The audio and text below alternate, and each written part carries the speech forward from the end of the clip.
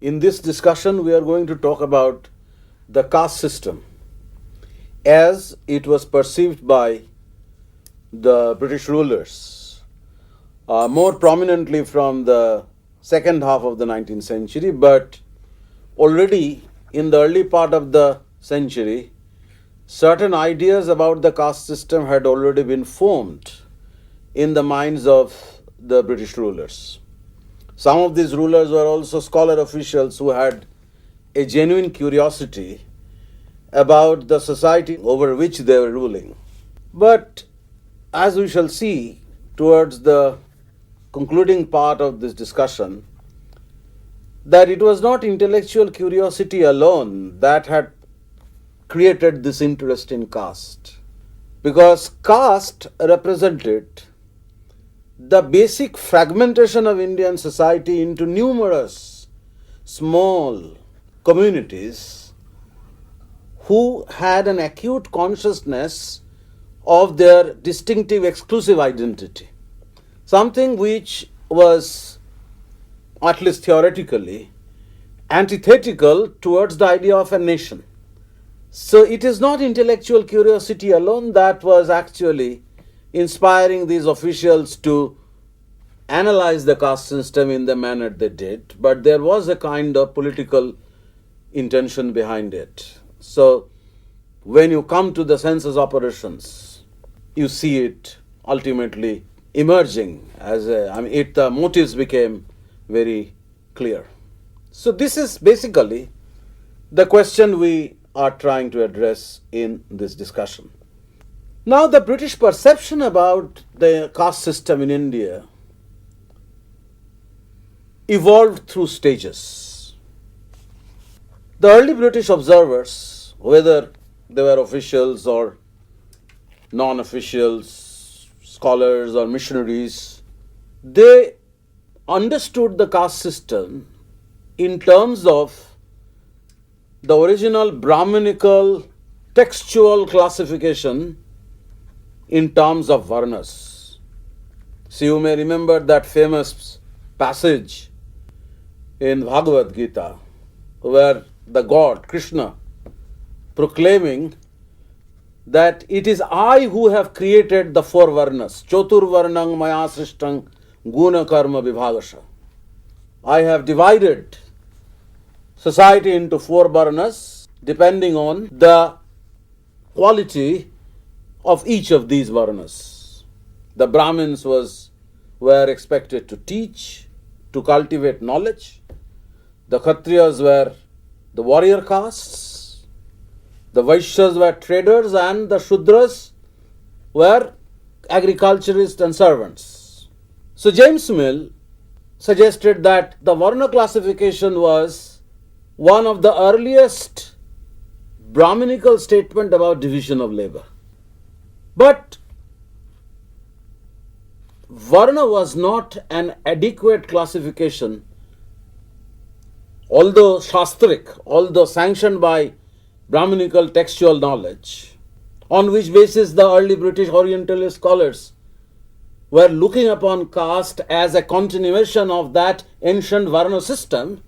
Varna was overlaid by a more complex system known as the Jati system. How did the Europeans come to terms with such a large number of Jati system? Yes, because this is an important question to the degree that coming to terms with the Jati system is basically moving away from the more simplistic but shastric Varna classification. In actuality, Varna became less relevant than Jati, because we have enough historical evidence of how a man from an inferior caste in a traditional society could rise up in caste hierarchy or in ritual hierarchy. We know that in Bengal, during the rule of the Senas, the Brahmins were given so much of eminence and power than in earlier times when the Brahmins were not so powerful. So the Jati system was more open. you do not have this rigid classification. You have the open frontiers where one group of people would enter into another group or would claim superior status or would rise up in the ritual hierarchy. For example, you have this evidence of the Brahta Kshatriyas.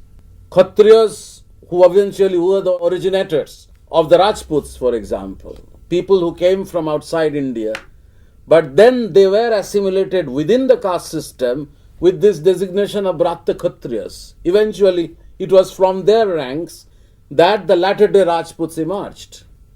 So it was important for the British to conduct empirical service in order to get a better sense of what the caste system was when you are looking at caste as a Jati, not as a Varna. Because the Brahmins themselves were subdivided into smaller groups. The Vaishyas were divided into so many trading castes, and each of these castes followed the strict rule of endogamy, which is basically marrying within the caste. I mean, the Subarna Boniks in Bengal, Gandha Boniks in Bengal, these can be classified as members of the Vaishya Varna, but when you look at the manner in which these people live their lives, they are identifying themselves with a particular endogamous group called Jati. So, to look at the Indian situation or to understand the Indian caste system demanded empirical service, and such empirical service became more extensive from the latter half of the 19th century. So, how did the pre-colonial rulers perceive the caste system?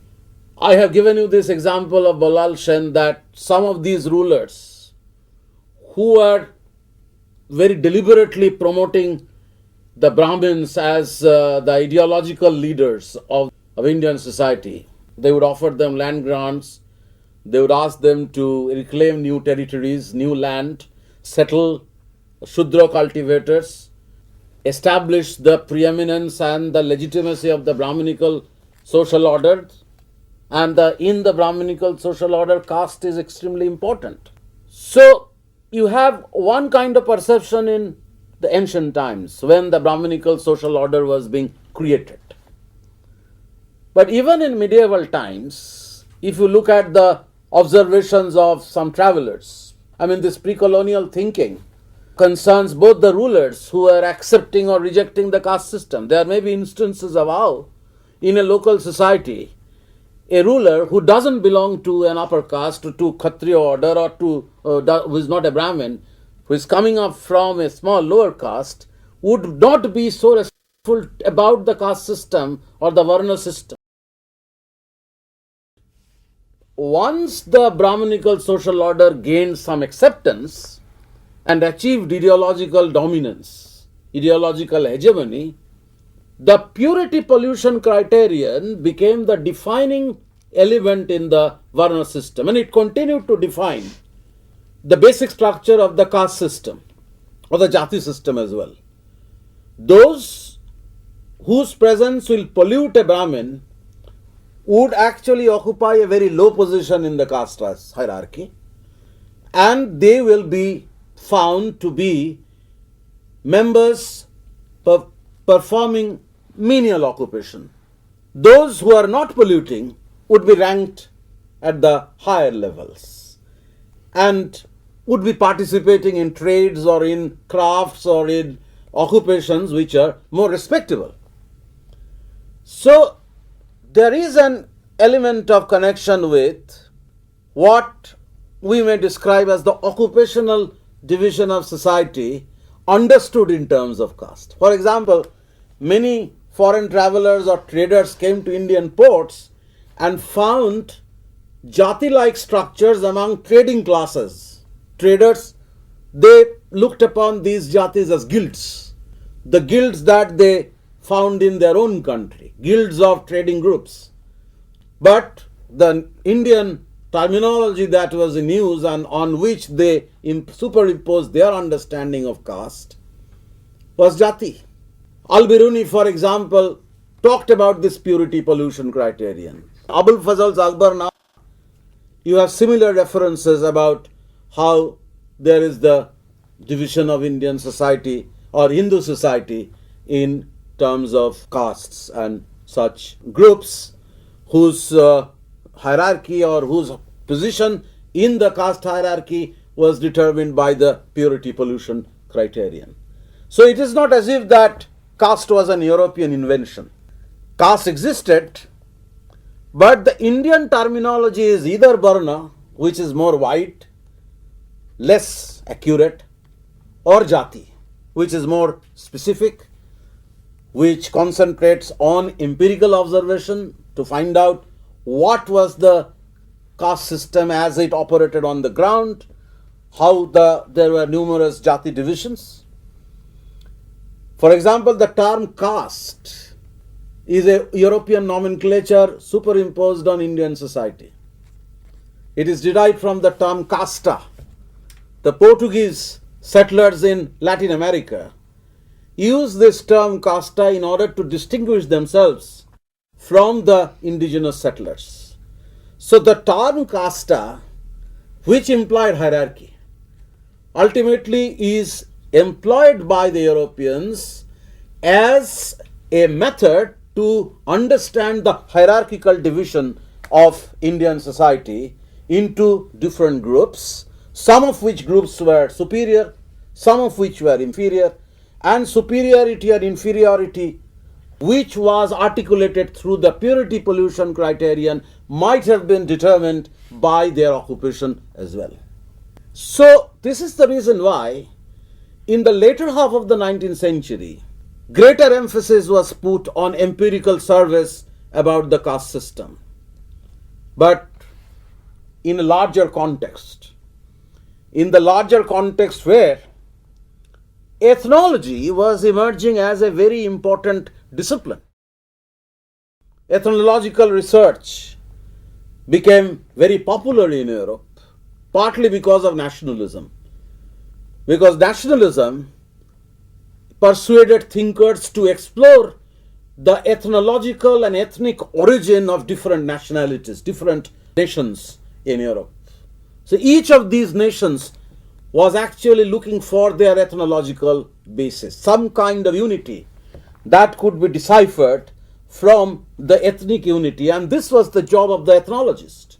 But for the same reason, ethnology was important in propping up the imperial hegemony, because once you begin to classify and then you introduce the purity pollution criterion in terms of superior and inferior races, then the superiority of the race becomes a justification for empire.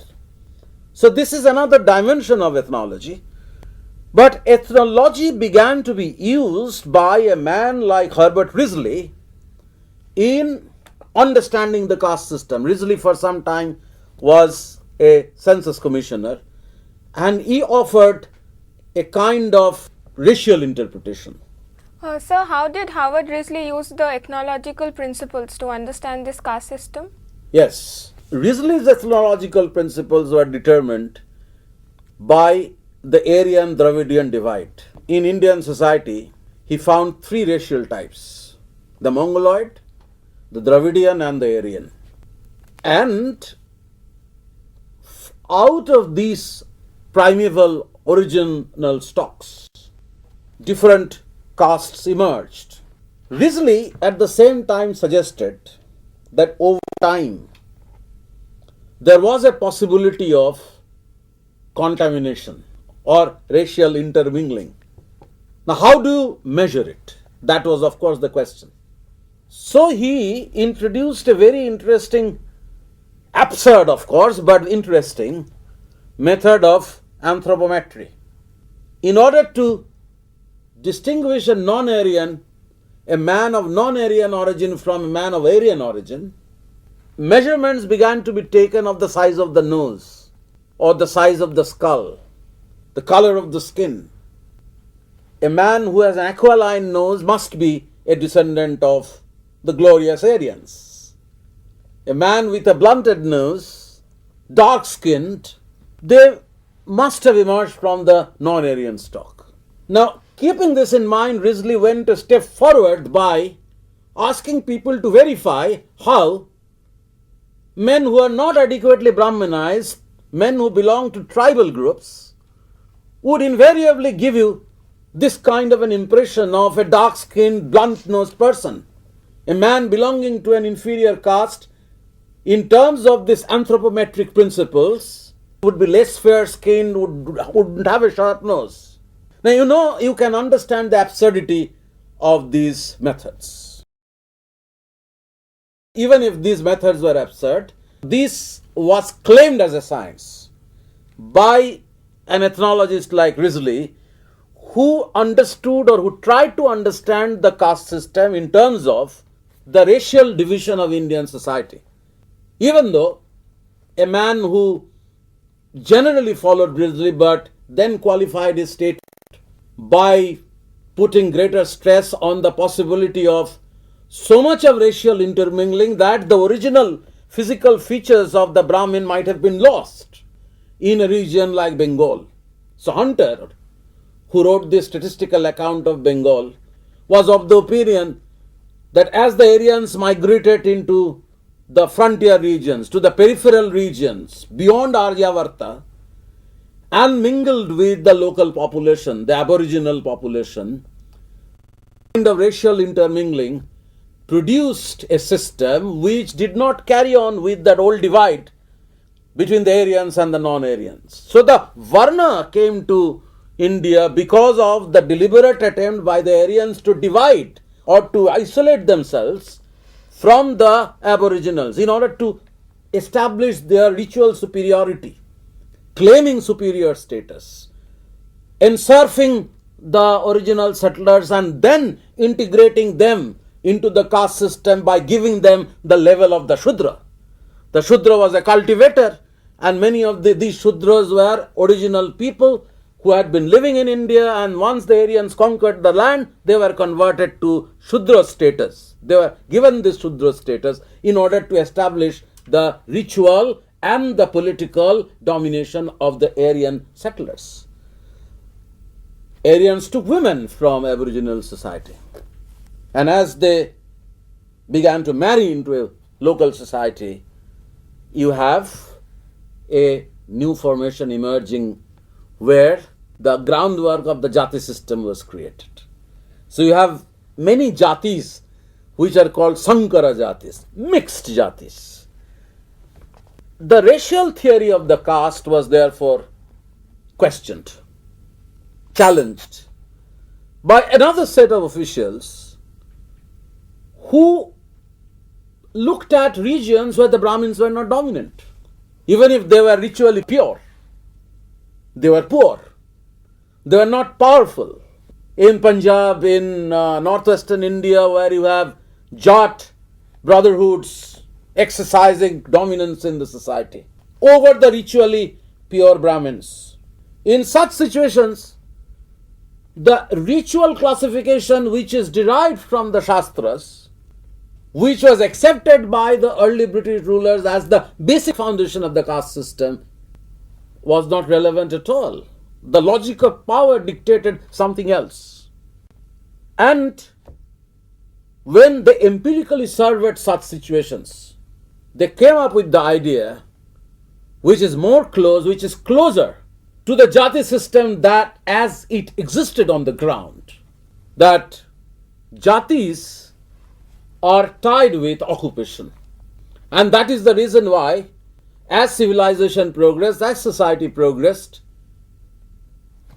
social groups began to proliferate, depending on specialization, depending on the proliferation of trade, proliferation of crafts. You have this complex Jati system. Now, whether it is Varna or Jati, eventually the idea that the European observers tried to parade, starting from the early 19th century, was that in India, the individual doesn't exist.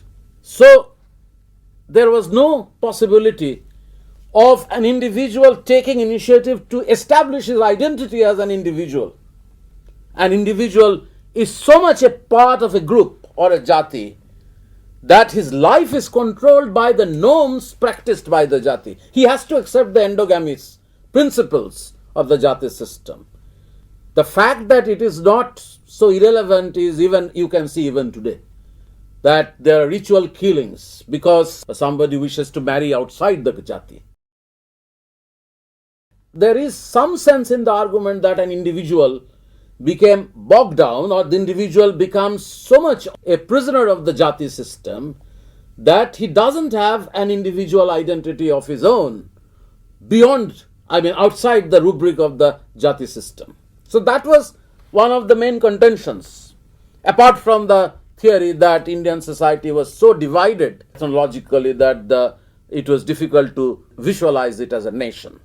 This particular dimension, which emphasizes the link with occupation, came from a group of ethnologists like Denzil Ibbetson, who worked on Punjab, or you have William Crook, a few others who questioned the principle of racial classification, even though they accepted that Jati was the defining thing in the life of an Indian. And this becomes clear when we look at the extensive reportage and surveys in the later half of the 19th century.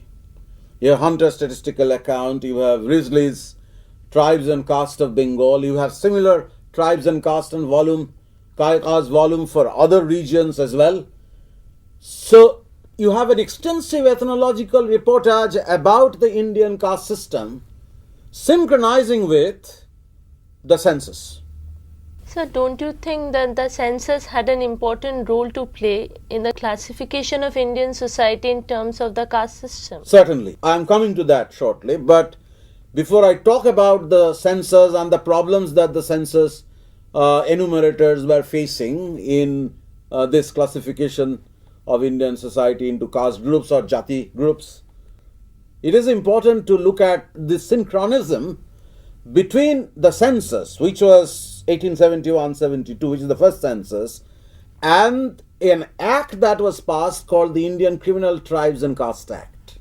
So you can see how occupation, ethnological research, and certain qualities which are looked upon as attributes of different groups, they are being tied together. See, you have certain people in the Indian society belonging to the lower caste who have criminal propensities. So you have the Lodhas in Midnapur, for example, who are identified as a criminal tribe. You have Thugis who are identified as a criminal caste. So the Criminal Tribes and Caste Act were attaching a viceful nature, criminal nature to a certain group. So once again, there is a clear attempt by these ethnologists and officials and censor enumerators to attach qualities of virtue and vice to the different groups that they were enumerating, or different groups they were studying as components of the Indian social order. The problem, as you rightly pointed out, was faced by the census. When they went to enumerate, they found that the Varna Pratha or the Varna system had no relevance. So they tried with many classificatory principles. For example, in 1891 census, the Census Commissioner Plowden suggested five-fold classification. You have Brahmin, ritually superior caste, some caste who are powerful but not ritually superior, you have low castes, and you have the aboriginals who are on the margin of the caste society. Some of the tribal groups who had acquired certain features of Brahminical cultures, they are on the margin of the caste society. So Plowden was suggesting a five-fold classification. There was the Census Commissioner in Bengal, Bodenhall, who suggested that this was not practicable, because if you follow this particular principle, then certain groups who were otherwise very powerful, who had otherwise had been commanding respect, would be clubbed together with people whom they look upon as their inferiors. So the man who was actually managing the census on the ground was facing the same problem, the old problem of how to figure or to how to place caste in the map of Indian society. So the person who was responsible for Bengal's census suggested that you have to have a more elaborate system of classification in order to fit the myriad divisions, the complex layers that existed in Indian society. So to sum up, once the census operations began, and the census basically was the basic source of information for all of these ethnological surveys that followed Risley's intervention in this discussion about the caste system by Europeans. The enumerators go to the field. It's a kind of field research that sociologists do. They come up with data which the ethnologists or the great scholars, the ethnologists like Risley were using. So they were facing this problem, but ultimately they resolved it by classifying the population in terms of those numerous jatis. And once that classification was made, in the early part of the 20th century, it became a political interest as well, which is a different story. In the past, relatively inferior castes tried to move up in the social hierarchy by getting a certificate from a Brahmin. Many of these upwardly mobile peasant castes would trace their lineage from a Brahmin ancestor. For example, some of these will claim that they were offsprings of the union between a Kshatriya ruler and a Shudra woman, Shudra Mahishi. So they were claiming a superior ritual status, and in consonance with the kind of material power that these caste groups, some of the upwardly mobile caste groups, had acquired. They could acquire it by trade, they could acquire it by extension of cultivation, in which they were providing leadership, new lands were reclaimed, and in those new lands they were establishing themselves as powerful cultivating groups. So such men who became materially rich, who became more powerful materially, were claiming superior status, just in the same way as Rajputs had done in the past. The manner in which some of these caste groups were forming their own associations and moving away from mainstream nationalism. But that's another story.